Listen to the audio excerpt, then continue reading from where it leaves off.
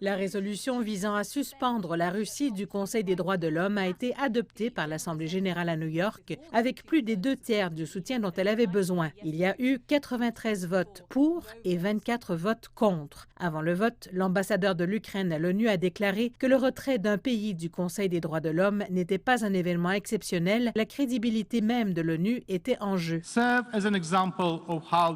Cela illustre à quel point la Fédération de Russie s'est considérablement éloignée de ses déclarations initiales dans le domaine des droits de l'homme. C'est pourquoi ce cas est unique.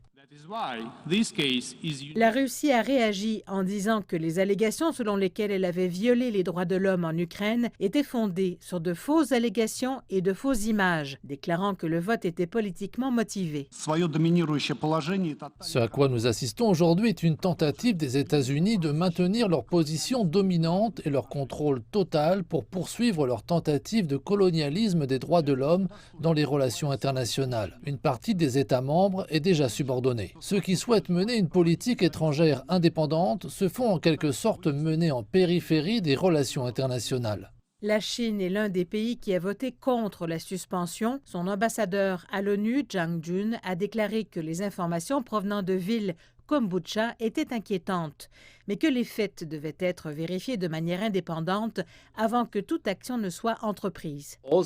Toutes les parties doivent faire preuve de retenue et éviter les accusations non fondées. Et il y a un grand nombre de pays qui se sont abstenus lors de ce vote, 58 au total, beaucoup d'entre eux disant qu'ils estimaient qu'il était trop tôt pour prendre cette décision. Après le vote, la Russie a déclaré que le résultat était illégal et a déclaré qu'elle se retirait du Conseil des droits de l'homme. Le Royaume-Uni a comparé cela à la remise de votre démission après avoir été licencié. Mais la distinction pourrait être importante. Une suspension du Conseil des droits de l'homme signifierait que la Russie pourrait toujours assister aux réunions du Conseil des droits de l'homme, mais qu'elle ne pourrait pas y participer ou voter. Si la Russie se retire complètement du Conseil, cela peut signifier qu'elle choisit de ne participer à aucune réunion et cela signifie qu'elle perdrait toute influence qu'elle a sur les décisions du Conseil des droits de l'homme. Cela pourrait être important car le Conseil des droits de l'homme enquête lui-même sur les allégations de violation des droits de l'homme en Ukraine.